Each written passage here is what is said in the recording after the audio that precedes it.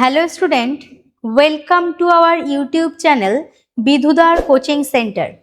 তোমরা যারা বিভিন্ন চাকরির পরীক্ষার জন্য প্রস্তুতি নিচ্ছ, বিশেষ করে রেলওয়ে গ্রুপ ডি পরীক্ষার জন্য যারা প্রস্তুতি নিচ্ছ, তাদের জন্য আজকের এই ভিডিওটি ভীষণভাবে গুরুত্বপূর্ণ। আমি তোমাদের জয়িতা ম্যাম।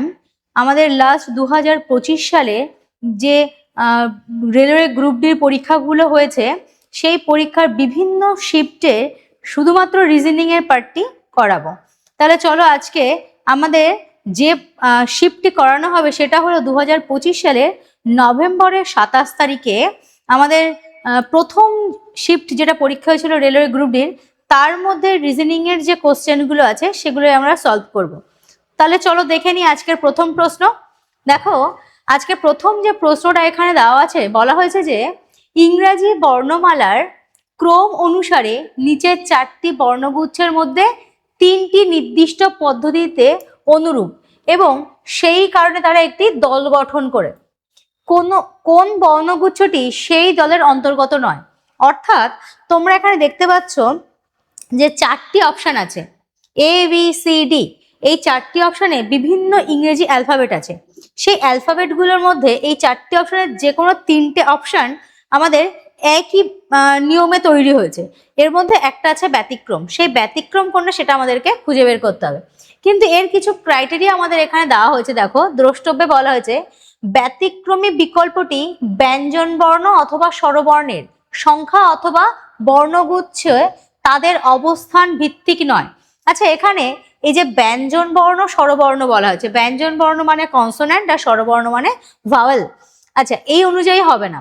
তাহলে আমরা দেখে নিই। দেখো, এখানে আমাদের ইংরেজি অ্যালফাবেট যখনই আমাদের আসবে কোশ্চেন, তখনই আমাদেরকে চেষ্টা করতে হবে যে ইংরেজি অ্যালফাবেটগুলোর যে র্যাঙ্ক যেগুলো আছে সেগুলো মুখস্থ করে নেওয়া। তার কারণ র্যাঙ্ক অনুযায়ী যদি আমরা এই কোশ্চেনটাকে বসাই, আমাদের কিন্তু অনেকটা সহজ হয়ে যায়। তাহলে চলো দেখি। দেখো, প্রথম যে অপশনটা আছে এখানে আছে ইউ এর র্যাঙ্ক কত? 21, তারপরে 20, তারপরে 18। তাহলে কি হলো? 21, 20, 18। আচ্ছা, অপশন বি তে যেটা আছে সেটাতে কি আছে? আই মানে হলো 9, তারপরে এইচ হলো 8 এবং এফ হলো 6। আচ্ছা, অপশন সি তে দেখো কি আছে? 26। জেড এর র্যাঙ্ক কত? 26, আবার জেড মানে আবার 26। আচ্ছা, ডাব্লিউ মানে কত? 23। ওকে। আচ্ছা, এরপরে দেখো অপশন ডি তে যেটা আছে কত? 14, 13, 11। আচ্ছা, তাহলে এখানে আমরা যদি দেখি প্রথমটাতে আছে 18। যদি আমরা এদিক থেকে সিকোয়েন্স দেখি 18, আচ্ছা 19 বাদ দিয়ে 20, তারপরে 21। ঠিক আছে। আচ্ছা, এরপরটা দেখো অপশন বি তে কি আছে? 6, 7 বাদ দিয়ে 8, তারপরে 9। আচ্ছা, এরপরে দেখো 23-এর পরে 1 বাদে 24 হওয়া উচিত ছিল, কিন্তু এখানে 26 হয়ে গেছে। তাহলে পরেরটা যাওয়ার দরকার নেই, দেখি। আচ্ছা, এরপর এখানে কত আছে? 11, 12 বাদ দিয়ে 13, তারপরেই 14।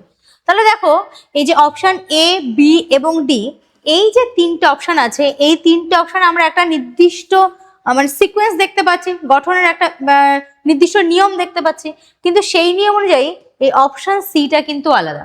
তাহলে এখানে এই প্রশ্নে আমাদের সঠিক অ্যান্সার কি হয়ে যাবে? অপশন সি হয়ে যাবে আমাদের কারেক্ট অ্যান্সার। 2 নম্বরের কোশ্চেন দেখে নিই।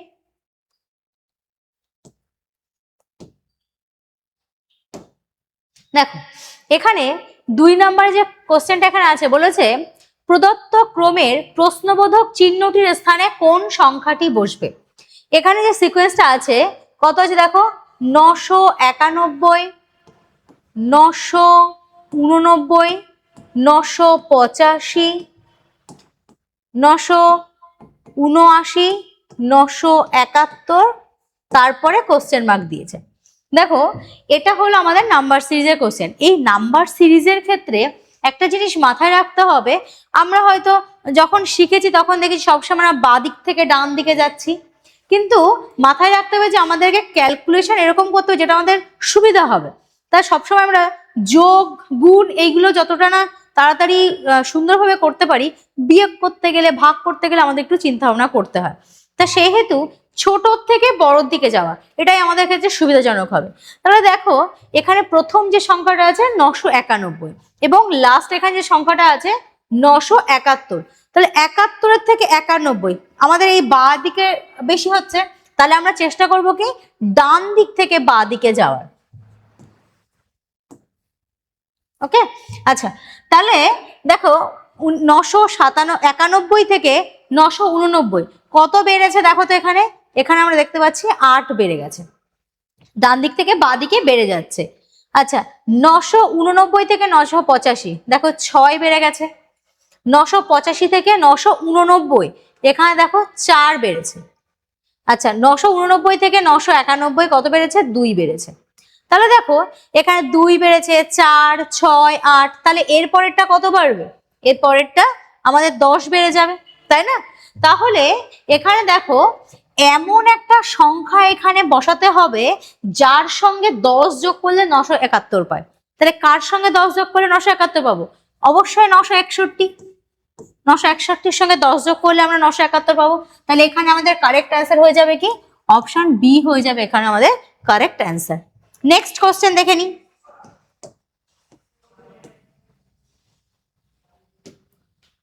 আজকে 3 নাম্বার কোশ্চেন দেখো, বলা হয়েছে প্রদত্ত ক্রমের প্রশ্নবোধক চিহ্নটির স্থানে কোন সংখ্যাটি বসবে। তাহলে এখানেও একটা নাম্বার সিরিজ দিয়েছে 61, 85, 109, 133, 157, তারপরে কোশ্চেন মার্ক। আচ্ছা এটার ক্ষেত্রে দেখো বাঁ দিকে আছে 61 আর ডান দিকে আছে 157, তাহলে এখানে বাঁ দিকে কম আর ডান দিকে বেশি, তাহলে আমরা এখানে কি বাঁ দিক থেকে ডান দিকে যাব, ঠিক আছে? আচ্ছা দেখো 61 থেকে 85 অবশ্যই বেড়েছে, কত বেড়েছে, 4, 2, 24। আচ্ছা 85 থেকে 109 কত বেড়েছে, এখানেও দেখো 24 বেড়েছে। 109 থেকে 133 এখানে কত বেড়েছে, এখানেও দেখো 24 বেড়েছে। তাহলে এগুলার বলাই বাহুল্য যে সবকটাতে 24 করে বাড়ছে, এখানেও তাই 24 বাড়ছে। তাহলে এখানে কত বাড়বে, এখানেও 24 বাড়বে। তাহলে 157-র সঙ্গে 24 যোগ করলে কত হয়, 4 আর 7, 7 আর 4, 11। তাহলে আমার এখানে দেখতে হবে আমি পুরোটা তো অবশ্যই যোগ করতে পারি, 157-র সঙ্গে 24 অবশ্যই আমি পুরোটা যোগ করতে পারি, কিন্তু দেখো পুরোটা যোগ করতে যেটুকুনি টাইম লাগবে, সময় লাগবে, নিশ্চয়ই এটা লাস্টের শুধু ইউনিট ডিজিট যেটা আছে মানে এককের ঘরের সংখ্যাগুলোকে যোগ করে তাদের যোগফল আমি আরো কম সময় বের করতে পারবো। কারণ কি এখানে দেখো এককের ঘরের সংখ্যাগুলো সব আলাদা আলাদাই আছে, তাহলে শুধুমাত্র এককের ঘরের সংখ্যাটা বের করতে পারলে কিন্তু আমরা এই কোশ্চেনের অ্যান্সার পেয়ে যাব। তাহলে এখানে 7 আর 4 যোগ করলে 11, মানে এককের ঘরে বা ইউনিট ডিজিটের ঘরে আমার 1 থাকবে। তাহলে দেখো একমাত্র শুধুই অপশন বি তেই আছে, তাহলে এটাই হয়ে যাবে আমাদের কারেক্ট অ্যান্সার 181। নেক্সট দেখে নি,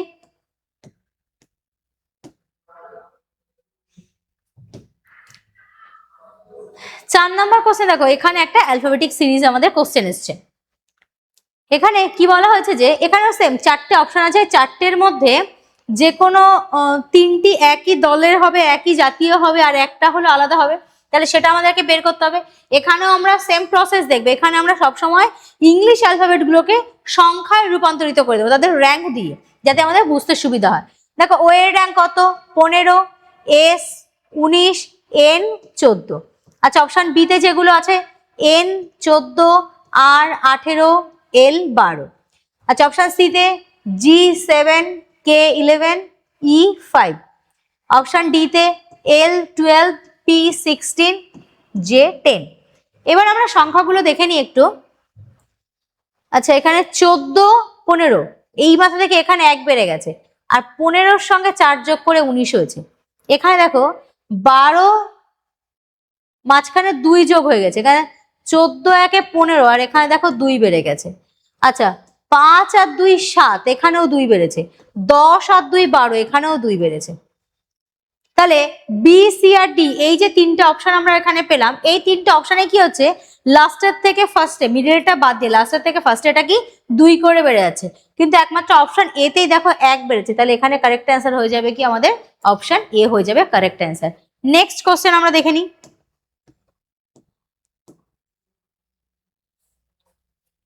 দেখো 5 নম্বরের কোশ্চেন, 5 নম্বরের কোশ্চেনে বলেছে এটা আমাদের গাণিতিক ক্রিয়া, এটা খুবই সহজ, এখানে এই যে ইউনিট ডিজিটের কথা আমরা একটু আগে একটা কোশ্চেন আলোচনা করলাম, এটার ক্ষেত্রে ইউনিট ডিজিটটা ভীষণভাবে গুরুত্বপূর্ণ। দেখো এখানে লাস্টের প্রত্যেকটার ইউনিট ডিজিট আলাদা আছে, প্রথমটা 9, তারপরটা 4, 5, 7, তাহলে প্রত্যেকটা আলাদা আছে। তাহলে এখানে ইউনিট ডিজিট বের করা, দেখো এই যে ক্যালকুলেশন এখানে দেওয়া আছে, সিম্পল ভাবে আমাদের এখানে শুধু সিম্বল গুলোকে চেঞ্জ করে বলে দেয়, গাণিতিক ক্রিয়ার যে পার্ট এটা আছে। তাহলে এখানে আমাদের এই ক্যালকুলেশনটা সবাই করতে পারবে। এবার যেটা সম্পূর্ণ ক্যালকুলেশন একদম সঠিক উত্তর মিলিয়ে করবে, দেখা গেল কেউ সেটা এটাকে 1 মিনিট লাগালো, এবং তুমি যদি ইউনিট ডিজিট বের করে নাও ক্যালকুলেশন করে, দেখা গেল এটা 10 সেকেন্ড 15 সেকেন্ডে হয়ে যাবে। তাহলে এটাকে আমাদের ইউনিট ডিজিট ব্যাপার যেটা বলছে এটা বোঝার চেষ্টা করতে হবে। আমি পুরোই ডিটেলসে করাচ্ছি, তোমরা ইউনিট ডিজিটটা খেয়াল করো। দেখো প্রথমে বলেছে, প্রথমে আছে কত 84, তারপরে আমি সিম্বল গুলোকে লিখছি না, মাইনাসটাকে লিখলাম না, তার কারণ এখানে সিম্বল গুলোকে পাল্টে বলা হয়েছে। 6, তারপরে 371, 648, তারপরে 8। আচ্ছা প্রথমে আছে দেখো মাইনাস, এখানে বিয়োগ, বিয়োগের পরিবর্তে কি বলা হয়েছে, বিয়োগের অর্থ হলো গুণ, তাহলে এখানে আমরা গুণ দিয়ে দেব, ঠিক আছে। আচ্ছা তারপরে বলা হয়েছে ভাগ, ভাগ মানে কি বলা হয়েছে, ভাগ মানে হলো যোগ। আচ্ছা এরপরে কি বলা হয়েছে, যোগ, যোগ মানে কি, দেখো প্রথমে আছে একদম যোগ মানে বলা হয়েছে বিয়োগ, তারপরে এখানে গুণ, গুণ মানে বলা হয়েছে ভাগ, তাহলে এখানে আমি করে দিলাম ভাগ। ওকে, তাহলে দেখো এই সরল অঙ্কের এখানে এটার ক্ষেত্রে আমাদের একদম প্রথম কিসের কাজ করতে হয়, ভাগের কাজ করতে হয়। এখানে যেহেতু কোনো ব্র্যাকেট নেই, অফ নেই, তাহলে এখানে আমরা প্রথম কাজ কি করব, ভাগের কাজ করব। তাহলে ভাগ আমাকে এই দুটোর মধ্যে ভাগ করতে হবে। আচ্ছা এবার দেখো এখানে যদি আমি ভাগ করি কি আসবে, 8 8 64, 8 1 8, 81 চলে আসলো, তাই না। আচ্ছা এরপরে দেখো ভাগের কাজের পরে কিসের কাজ হয়, গুণের কাজ। তাহলে এখানে 4 6 24, 24 4 হাতে হলো 2, 6 48, 49 50, এটা আমার পুরোটা আসলো। দেখো ইউনিট ডিজিট যদি হয়, আমি এটার ক্ষেত্রে শুধু এটা রাখতাম, এটার ক্ষেত্রে এটা রাখতাম, আর এটার ক্ষেত্রে শুধু এটাকে রাখতাম। তাহলে 4 1 5 আর 1 6, না এটা অসুবিধা। আচ্ছা ঠিক আছে দেখি আগে পুরোটা করে নি। ও সরি, এখানটা মাইনাস আছে, এখানটা মাইনাস আছে। তাহলে দেখো ইউনিট ডিজিটের ক্ষেত্রে আমি 1 রাখলাম আর 4 রাখলাম, তাহলে 4 1 5, তার থেকে বিয়োগ 1 করে দাও, তাহলে কত থাকবে, 4 থাকবে। 4 শুধুমাত্র কিন্তু এটার ক্ষেত্রেই আছে। তাহলে এবার আমরা মানে শুধু ইউনিট ডিজিট করে আমি করে নিলাম যে অপশন বি হবে। এবার পুরোটাকে ক্যালকুলেশন করে দেখি যেটা আসবে কিনা অ্যান্সার আমাদের। দেখো এখানে 504 আর 371, তাহলে কত আসবে দেখো তো, 4 1 5 আর 7 8, এটার থেকে বিয়োগ করতে হবে কত, 81। তাহলে 81 যদি এখান থেকে বিয়োগ করা হয়, 5 থেকে 1 গেলে 4 9 7, 794, দেখো 794 চলে এসছে। তাহলে এখানে স্পিড ক্যালকুলেশন আমাদের পরীক্ষাতে ব্যাপারটাই হলো এটা, যে সঠিক করতে হবে কিন্তু কম সময় করতে হবে, এবং তুমি প্রত্যেকটা কোশ্চেনে যদি 5 সেকেন্ড করে টাইম এগিয়ে যাও, তুমি হাজার হাজার ছেলেমেয়ের আগে চলে যাবে। এই জন্য আমাদেরকে দেখতে হবে আমি পারি সবই কিন্তু কম সময়ে করতে হবে, এটাই হলো আমাদের আসল উদ্দেশ্য হবে। এই জন্য ইউনিট ডিজিটটাকে বারবার করে বলছি। ওকে, নেক্সট কোশ্চেন দেখে নিই।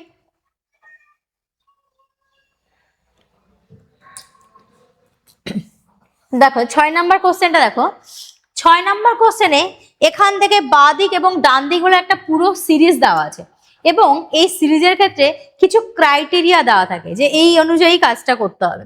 দেখো এখানে কি বলা হয়েছে, উপরের ক্রমে একরকম কতগুলি বিজোড়, এরকম কতগুলি উপরের ক্রমে এরকম কতগুলি বিজোড় অঙ্ক আছে যার প্রত্যেকটির ঠিক আগে একটি বিজোড় অঙ্ক থাকবে এবং ঠিক পরেও একটি বিজোড় অঙ্ক থাকবে। তার মানে এখানে বলা হয়েছে যে এমন কতগুলো বিজোড় অঙ্ক থাকবে যার ঠিক আগে বিজোড় থাকবে এবং যার ঠিক পরেও বিজোড় থাকবে। বোঝা গেল? তাহলে এই ব্যাপারটা, এই যে ক্রাইটেরিয়া আমাকে দিয়ে দিয়েছে, এটা অনুযায়ী এটা যদি আমাদের লক্ষ্য করা হয়, তাহলে আমাদের দেখো পরপর 3টে বিজোড় সংখ্যা থাকতে হবে, তাই না? তাহলে আমি এই সিরিজে আগে দেখবো পরপর 3টে বিজোড় সংখ্যা। এটা কিন্তু কোশ্চেন এখানে দেওয়া আছে, তোমাদের বোঝানোর সুবিধার্থে আমি এখানে নিচে বড় করে নিচ্ছি। তাহলে পরপর 3টে বিজোড় সংখ্যা আমরা দেখবো। দেখো এখানে একটা বিজোড় সংখ্যা আছে, এটা হবে না, এখানে একটা আছে, এখানে দুটো আছে, এখানে দুটো আছে, এখানে দুটো আছে, এখানে একটাই আছে। তাহলে পরপর কিন্তু বিজোড় সংখ্যা 3টে, মানে আমি এরকম একটাও সেট পেলাম না। তাহলে এখানে আমাদের অ্যান্সার হয়ে যাবে কি, অপশন এ, একটিও নয়। মানে এখানে এমন কোন এরকম সেট নেই যে মাঝখানে একটা বিজোড় সংখ্যা আছে, তার আগে একটা বিজোড় সংখ্যা, তার পরে একটা বিজোড় সংখ্যা, এরকম কিন্তু একটাও নেই। তাহলে 6 এর অ্যান্সার হয়ে গেল কি অপশন এ। নেক্সট কোশ্চেন দেখে নাও। দেখো 7 নম্বরে সেম একই কোশ্চেন আছে। এখানে ক্রাইটেরিয়াটা আমাদের কি বলেছে, এরকম কতগুলি চিহ্ন আছে যার প্রত্যেকটির ঠিক আগে একটি সংখ্যা আছে এবং ঠিক পরে একটি চিহ্ন আছে। তার মানে এখানে সেটটা কি, আগে একটা প্রথমে একটা সংখ্যা থাকবে এবং তারপরে পরপর দুটো সিম্বল থাকবে, চিহ্ন থাকবে। ঠিক আছে, তাহলে আমরা আগে দেখে নিই। আচ্ছা, এখানে সংখ্যার পরে একটা, আমি প্রথমে যদি আমি এই দ্বিতীয়টা, মানে যেহেতু এখানে বলছে এরকম কতগুলি চিহ্ন আছে যার আগে পরে এই ব্যাপারটা, তাহলে মাঝখানেটাকে বেশি গুরুত্বপূর্ণ। তাহলে মাঝখানেটা যদি দেখি, এমন কতগুলো সিম্বল আছে যার আগে সংখ্যা পরে সিম্বল। দেখো এখানে একটা সিম্বল আছে কিন্তু এর আগে সংখ্যা হলে কি পরেও সংখ্যা আছে, এটা হবে না। এখানে সিম্বল আগে পরে দুটোই সংখ্যা হবে না। আচ্ছা, এটা হলো না, এটা হলো না। এখানে সিম্বল আগে পরে সংখ্যা, এটাতেও হবে না। এখানে সিম্বল দেখো এর আগে সংখ্যা পরে সিম্বল আছে, মানে এই একটা হতে পারে। আচ্ছা, এই সিম্বলের আগে সিম্বল, তাহলে এটাও হবে না, এটার ক্ষেত্রে হবে না। এটার আগে সংখ্যা পরে সংখ্যা, এটাও হলো না। এটার আগে সংখ্যা পরে সিম্বল, বোঝা গেছে? এই যে একটা পেলাম আমরা, এর আগে সংখ্যা পরে সিম্বল। তাহলে এখানে যদি দেখি, আর এখানে তো পরে এইটাকে যদি ধরা হয় আগে সিম্বল হচ্ছে, হবে না। আমার আগে কি থাকতে হবে, সংখ্যা থাকতে হবে, এটা হবে না, এটা তো হবেই না। তাহলে এখানে আমরা কটা টিক মার্ক দেখলাম, দুটো। তাহলে এই কোশ্চেনের ক্ষেত্রে আমার অ্যান্সার হয়ে যাবে কি 7 দাগে অপশন সি, অর্থাৎ দুটো হয়ে যাবে আমাদের এখানে কারেক্ট অ্যান্সার। নেক্সট দেখে নিই। 8 দাগের কোশ্চেনে কি বলা হয়েছে? 8 দাগের কোশ্চেনে বলা হয়েছে যে প্রদত্ত ক্রমে প্রশ্নবোধক চিহ্নটির স্থানে কোন বর্ণ সংকেত গুচ্ছটি বসলে ক্রমটি যুক্তিযুক্তভাবে সম্পূর্ণ হবে। অর্থাৎ এখানে একটা কি করা হয়েছে, আমাদের তোমার ইয়ে দেওয়া হয়েছে, অ্যালফাবেটিক সিরিজ দেওয়া হয়েছে, অ্যালফাবেটিক সিরিজ। আচ্ছা, এখানে আমি তোমাদেরকে বলে রাখি একটা কথা, যখন তোমরা যে কোনো পরীক্ষার কোশ্চেন পাবে এরকম এমসিকিউ টাইপ, তোমাদের অ্যান্সার গুলোকে আগে দেখে নেবে। সব সাবজেক্টের ক্ষেত্রে, সে ম্যাথ হোক, রিজনিং হোক, জিকে হোক, প্রত্যেকটার ক্ষেত্রে তোমরা আগে কি করবে, সেটার অ্যান্সার অপশন যেগুলো দেওয়া আছে অ্যান্সারের, সেই অপশনগুলো আগে দেখে নেবে। তার কারণ কি, দেখা গেল আমরা এমন কিছু টাইম ওয়েস্ট করে ফেললাম, সেটা করার দরকারই ছিল না। যেরকম এই কোশ্চেনটার ক্ষেত্রে দেখো, এখানে প্রত্যেকটা অপশনে দেখো L F L F L F L F, চারটা মানে অ্যালফাবেট আমার কমনই আছে। চারটে অপশনের ক্ষেত্রে দুটো করে অ্যালফাবেট আমার কমন আছে। তাহলে আমি জানি এখানে যে অ্যান্সারটা হবে সেটা এল এফই হবে, এটুকু আমার দরকার নেই। বোঝা গেল? তাহলে দুটো করে অক্ষর যদি আমি বাদ দিয়ে দিই, তাহলে দুটোর বাদ দিয়ে আমি পরেরগুলো করতে পারি, আমার টাইম ওয়েস্টের কোনো দরকার নেই। আচ্ছা, ই এর র্যাঙ্ক কত? 5, এফ এর র্যাঙ্ক কত? 6, জি এর র্যাঙ্ক কত? 7, এইচ এর র্যাঙ্ক কত? 8। তাহলে এরপরে কি হবে? নিশ্চয়ই 9 হবে। তা 9 কার র্যাঙ্ক? আই এর র্যাঙ্ক। তাহলে কি হবে এরপরে? 3 নাম্বারটা আই হবে। দেখো এখানে জে আছে, তাহলে এটা হবে না। এখানে জে আছে, এটা হবে না। এখানে আই আছে, এখানেও আই আছে। বোঝা গেছে? আচ্ছা, এরপরে যে সংখ্যা যেটা বসানো আছে 22, 29, 36, 43, এর পরেরটা কত হবে এটা আমাদেরকে বের করতে হবে। দেখো 22 থেকে 29 কত বেড়ে গেছে, এখানে দেখো 7। 29 থেকে 36 এখানেও দেখো কত বেড়েছে, এখানেও 7 বেড়েছে। 36 থেকে 43 4, 3, এখানেও 7 বেড়েছে। তাহলে এর পরেরটা কত বেরোবে? এর পরেরটাও 7 বাড়বে। 43 আর 7 কত হবে? অবশ্যই 50। তাহলে এখানে অপশন সি হয়ে যাবে আমাদের কারেক্ট অ্যান্সার। বোঝা গেছে? আচ্ছা, এর পরের কোশ্চেনটা দেখে নাও।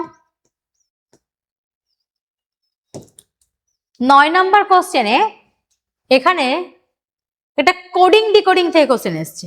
কোডিং ডিকোডিং ভীষণ গুরুত্বপূর্ণ আমাদের এই কম্পিটিটিভের পরীক্ষার, বিভিন্ন পরীক্ষার ক্ষেত্রে রিজনিং যে পার্টটা, তার মধ্যে কোডিং ডিকোডিং কিন্তু একটা খুবই গুরুত্বপূর্ণ চ্যাপ্টার। মানে এই চ্যাপ্টারের কোশ্চেন আসবে না এরকম হতে পারে না যে পরীক্ষায় রিজনিং আছে।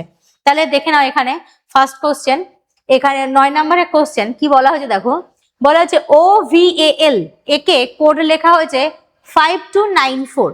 তাহলে OVAL এটার কোডে লেখা হয়েছে 5294। আচ্ছা, তারপরে বলা হয়েছে LOVE এটার কোডে কি লেখা আছে 8549।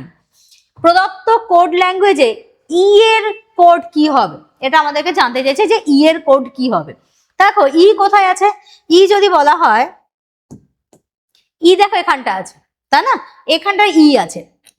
তাহলে এখানে যে অক্ষরগুলো কমন আছে সেগুলো যদি ওপরে থেকে কাটতে পারি তাহলে আমি ইটাই পেয়ে যাব।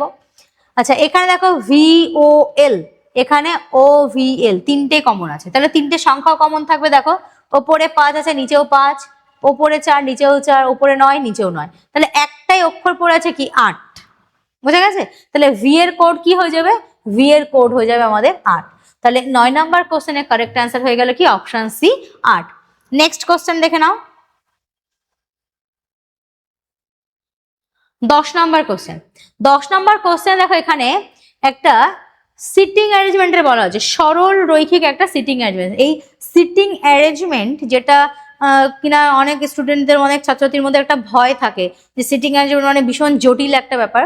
এবার সিটিং অ্যারেঞ্জমেন্টের কিন্তু বিভিন্ন রকম নিয়ম আছে, এক সরল রেখায় বসতে পারে, গোল টেবিলে বসতে পারে, চৌকো টেবিলে বসতে পারে, এগুলো। তো এখানে যেটা দেওয়া আছে একদমই ইজি একটা কোশ্চেন দেওয়া আছে যেটা কিনা এক সরল রেখায় বসে আছে। দেখো কোশ্চেনটা পড়ি একবার, কি বলা হয়েছে, 7 জন ব্যক্তি B C D I J K এবং এল উত্তর দিকে মুখ করে একটি সরল রৈখিক সারিতে বসে আছেন।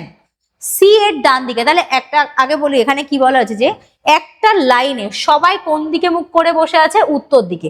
এই যে কোন দিকে মুখ করে বসে আছে, যখন এক সরল রেখায় বসে আছে তখন কোন দিকে মুখ করে বসে আছে সেটা কিন্তু খুবই গুরুত্বপূর্ণ। তার কারণ যদি বলা হয় সবাই উত্তর দিকে মুখ করে বসে আছে, তাহলে আমাদের এই ডিরেকশন করার ক্ষেত্রে বা বসার ক্ষেত্রে এটা মাথায় রাখতে হবে, যখন আমরা ডিরেকশনের ব্যাপার আসছে আমাদের কোনটা কোন দিক, তখন সবসময় আমরা মানবো কি যে ওপরের দিকে হলো নর্থ, ওপরের দিকে হলো উত্তর দিক, নিচে হলো দক্ষিণ দিক, ডান দিকে পূর্ব, বাঁ দিকে পশ্চিম। ঠিক আছে? তাহলে এবং এই দিকটা তো একটা ব্যাপার আছে, আর আমি যখন কোশ্চেনটা করছি তখন এটা আমার বাঁ হাত, এটা ডান হাত। তাহলে যে বসে আছে দেখো আমাদের মুখ সর্বদা কি বলছি, উত্তর দিকে, তাহলে এখানে যারা বসে আছে ওদের মুখও উত্তর দিকে, তাহলে ওদের মুখও উত্তর দিকে, ডিরেকশনের ব্যাপারে আছে আমার মুখও উত্তর দিকে, তাহলে আমার বাঁ হাত মানে ওদেরও বাঁ হাত হবে, আমার ডান হাত মানে ওদেরও ডান হাত হবে। এই জায়গাটাই সুবিধা। এবার যদি এখানে উত্তর দিক বাদে অন্য দিকের কথা বলতো, সেখানে হয়তো যদি সবাই একদিকে বলে আমি উত্তর দিক ধরে করে নিতে পারি, কিন্তু যদি এলোমেলো একজন উত্তর দিকে একজন দক্ষিণ দিকে এরকম যদি বলে তখন কিন্তু একটু কোশ্চেনটা কঠিন হয়ে যায়। তাহলে আমরা এই যে কোশ্চেনটা বলেছি এটা একটু দেখে নিই, কি বলেছে, বলছে 7 জন বসে আছে। আচ্ছা তাহলে একটা লাইনে সবাই উত্তর দিকে মুখ করে বসে আছে এবং কতজন বসে আছে, 7 জন বসে আছে। প্রথম লাইনে দেখো কি বলেছে, সি এর ডান দিকে মাত্র 2 জন ব্যক্তি আছে, সি এর ডান দিকে মাত্র 2 জন, তাহলে 1 জন 2 জন 3 4 5 6 7 জন, টোটাল 7 জন বসেছে, আমি 7 পেতে নিলাম। এবার সি কে এমন একটা জায়গায় বসাতে হবে ওর ডান দিকে মাত্র 2 জন থাকবে। তাহলে দেখো যদি আমি সি কে এখানে বসাই তাহলে ডান দিকে কি দুটো জায়গা ফাঁকা থাকছে, তাই না? আচ্ছা এরপরে বলেছে সি ও বি এর মাঝে মাত্র 2 জন। দেখো সি এবং বি এর মাঝখানে কজন থাকবে, 2 জন থাকবে। দেখো সি আর বি এখানে যদি আমি 2 জন বাদ দিই, পাশে তো আর জায়গা নেই, পাশে তো চেয়ার নেই, বসবে কোথায়? এই সবগুলো 7টা চেয়ার রাখা আছে, 7টা চেয়ারে 7 জন বসবে, তাহলে এর ডান পাশে তো আর কোনো জায়গা নেই, তাই না? তাহলে এখানেই যে দুটো হয়েছে, তাহলে এদিকে আর বি বসার জায়গা না, তাহলে এদিকেই যাবে, তাহলে একটা দুটো বাদ দিয়ে আমি এখানটা বি কে বসাতে পারি। বোঝা গেছে? আচ্ছা এরপরে বলেছে সি ও বি এর মাঝে মাত্র 2 জন বসে আছে, ডি এবং কে এর মাঝে মাত্র 2 জন বসে আছে। এবার দেখো নতুন দুটো বলেছে কি, ডি এবং কে। এবার আমি জানি না যে ডি কোথায় বসবে, কে কোথায় বসবে, কারণ এই দুজনের মধ্যে কেউ কিন্তু এখানে বসেনি, যেটা বসেনি ওকে বাদ দিয়ে রাখলাম। সি এবং ডি এর মাঝে মাত্র 3 জন ব্যক্তি আছে। এবার দেখো সি এবং ডি, তাহলে সি এখানে বসেছে, সি এবং ডি এর মাঝে যদি 3 জন হয়, এদিকে তো ডি আসার জায়গা নেই কারণ এদিকে অলরেডি দুজনের শেষ, তাহলে 3 জন যদি হয় 1 2 3, তাহলে এই জায়গাটা কে বসবে, এই জায়গাটা ডি বসবে, তাহলে সি ও ডি এর মধ্যে 1 2 3 3 জন হয়ে গেছে। এরপরে বলেছে সরি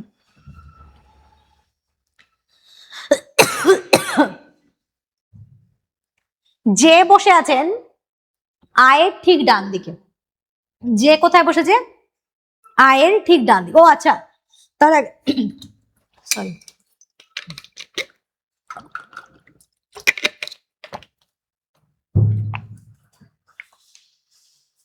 দেখো ডি কে যখন আমি বসিয়ে দিলাম তখন ডি এর সঙ্গে আগের লাইনে একটা কি বলা হয়েছিল যে ডি এবং কে এর মাঝখানে 2 জন, তাহলে ডি কে যদি আমি বসাই তাহলে এদিকে তো আর জায়গা নেই কারণ টোটাল 7 জন, তাহলে এখানে দুজনকে বাদ দিয়ে আমি কে কে এখানে বসাতে পারি, তাহলে ডি আর কে এর মধ্যে দুজন হয়ে গেল। আচ্ছা, এরপরে আমাকে যেটা বলেছে এই লাইনটা, যে বসে আছেন আয়, এটা আয়, যে বসে আছেন আয়ের ঠিক ডান দিকে। তাহলে এমন একটা জায়গায় যে বসাতে হবে, এই যে কোথায় বসে আছে, আয়ের ঠিক ডান দিকে যে বসে আছে, ঠিক আছে, আয়ের ঠিক ডান দিকে যে বসে আছে। তাহলে পাশাপাশি দুটো জায়গা দেখো কোথায় ফাঁকা আছে, আমার এখানেই ফাঁকা আছে, তাহলে আমি এখানে আয় বসাবো আর এখানে কাকে বসাবো, যে কে বসাবো। তাহলে দেখো এবার এখানে আমার যে টোটাল 7 জন বসেছিল তার মধ্যে 6 জনকে আমি বসিয়ে ফেলেছি, একটাই ঘর ফাঁকা আছে এবং একজন বাকি আছে। কে বাকি আছে দেখো তো, এল, তাহলে আমি বসিয়ে দিলাম এখানে এল। এবার কোশ্চেনে কি বলেছে যে এল এর ডান দিকে কতজন ব্যক্তি বসে আছে, প্রশ্ন আমার এটা হলো এল এর ডান দিক। তাহলে এল এখানে বসে আছে, ডান দিক কোনটা, এটা, তাই না? তাহলে ডান দিকে দেখো 1 2 3 4, 4 জন। তাহলে এখানে কারেক্ট অ্যান্সার হয়ে যাবে কি, অপশন বি হয়ে যাবে আমাদের এই কোশ্চেনের ক্ষেত্রে কারেক্ট অ্যান্সার। তাহলে এই পর্যন্ত বোঝা গেছে।